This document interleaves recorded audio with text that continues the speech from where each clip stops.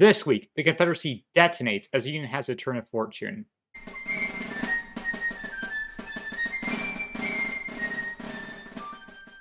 On the 13th, an explosion at the Browns Island Munition Factory, right around here near Richmond.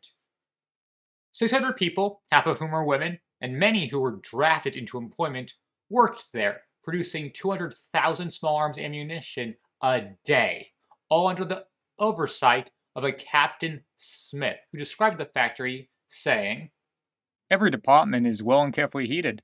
Most of the island are rendered comfortable by registers from furnaces. Very few accidents have occurred at the lab since its establishment.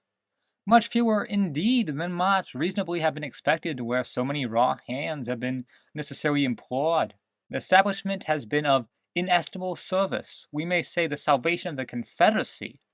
It is the general ordnance manufactory of the South." The banging of two primers causes the building to go up in flames. 10 people die instantly. It is described vividly as blown into a complete wreck, the roof lifted off and the walls dashed out, the ruins falling upon the occupants. The most heart-rendering lamentations and cries from sufferers rendered delirious from suffering and terror. 50 people die in the end. A terrible accident caused by rush movements and bad preparations for an explosion. Repairs begin immediately, but fingers are blamed at the victims. Later is the Battle of Cavalry at Kelly's Ford in northern Virginia. So far, the Union cavalry has been embarrassed by the actions of General Jeb Stuart. Major General George Stoneman needs to show results, because it's gotten worse. Brigadier General Fitz-Lee, a nepotistic cavalry leader from the illustrious Lee family of Virginia, nephew of full General Robert.E.Lee, secured 150 prisoners from Brigadier General William W. Averill's division. Averill just got promoted to Brigadier General on the 11th. He was a close friend to the young Lee at West Point, and besides the disgrace of defeat from his former comrade turned Confederate, he's being taunted. "I wish you put up your sword, leave my state, and go home. You ride a good horse, I ride a better. If you won't go home, return my visit, and bring me a sack of coffee." General Hooker is being disgraced by this, and just after he promoted George Stoneman. Well, it feels like a betrayal. With 3,000 men, General William Averill searches for the enemy along the Rappahannock River. Averill has 3 sub-commanders under him, Colonel Alfred N. Dufay, Colonel John B. McIntosh, and Captain Marcus Sereno. When he fights 800 of the enemy under General Fitz-Lee,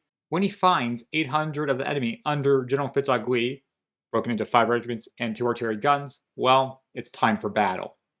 Early in the morning of the 17th, the advance guard of the Union reached a defended position with some Confederate scouts. For over an hour and a half, these scouts held the Union at bay. A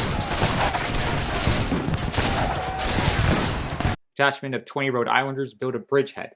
It takes another 100 minutes or so for the crossing itself to happen. General Fitz-Lee sends forward the rest of his men, and Jeb Stuart, who was in the area, rides out with Major John Pelham, who was also in the area. Later, the men of Lee charge entrenched Union positions.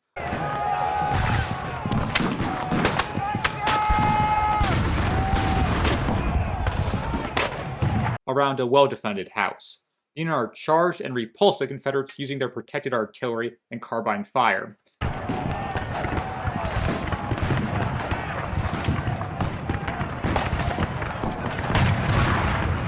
Pelham, the chief of artillery of Lee's army, tries to push forward. The cavalry runs back and forth along the Union, trying to find a gap to exploit. There is none.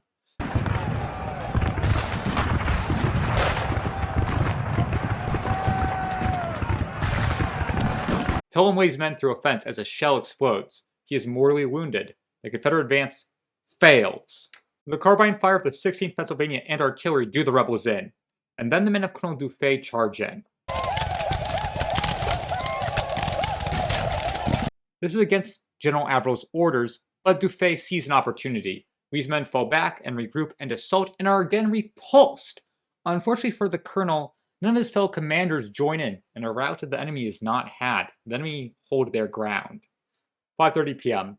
Averill withdraws, his horses and men supposedly exhausted, although he jestingly leaves behind 2 captives and a sack of coffee.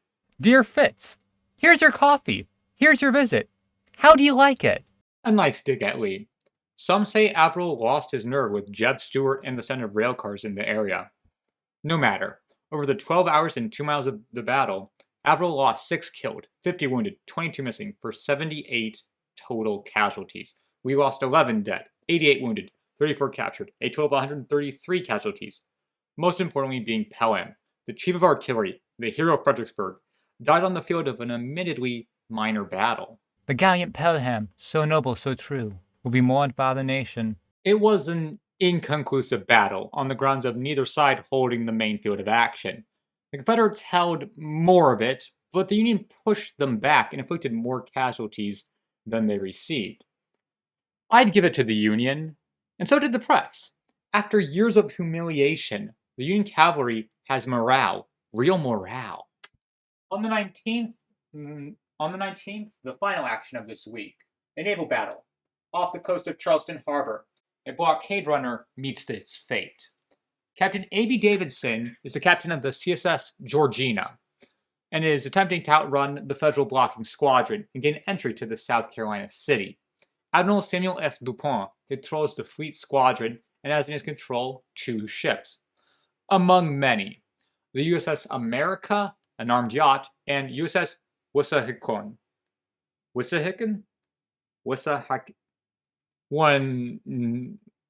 on the screen. A gunboat. The Georgina is seen by the USS America, which alerts the Wissa by signal flare. They give chase and gain on the blockade runner. They get so close that the crew of the Confederate vessel can hear an order. Fire! A solid shell goes through their ship, propeller, rudder, and all hopes of escape damaged. Captain Davidson flashes the lights of surrender, then makes a mad dash for the coast. He makes it, and scuttles the ship, a treacherous act of deception. The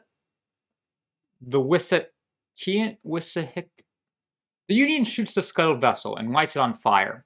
The Georgina belonged to a member of the South Carolina House of Representatives, a banking magnate, George Trenholm, probably trying to deliver orders. Then there are Sickles. He is good friends with General Thomas F. Meagher, the commander of the Irish Brigade, and it's St. Patrick's Day. The Irishman himself organizes the event, dressed as a noble. White beaver hat, blue swallowtail coat, white buckskin breeches, and a black top boots. Sickles, Meagher, and Hooker, along with other generals, attend a lunch under a marquee. Meagher and Sickles provide their tales of avoiding injudicious laws and imperialistic courts. Libby Townsend, the First Lady of the Irish Brigade, and Meagher see over a steeplechase after lunch. A marvelous time for all. That's where the week ends, with Confederate blunders and a redemption of the Union. The Battle of Kelly Ford. That's where the week ends, with Confederate blunders and redemption of the Union. The Battle of Kelly's Ford was a brilliant vindication of the Union cavalry.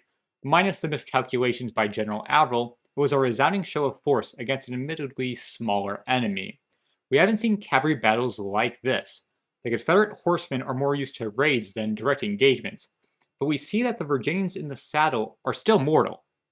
Will they suffer a real defeat? We'll have to wait and see.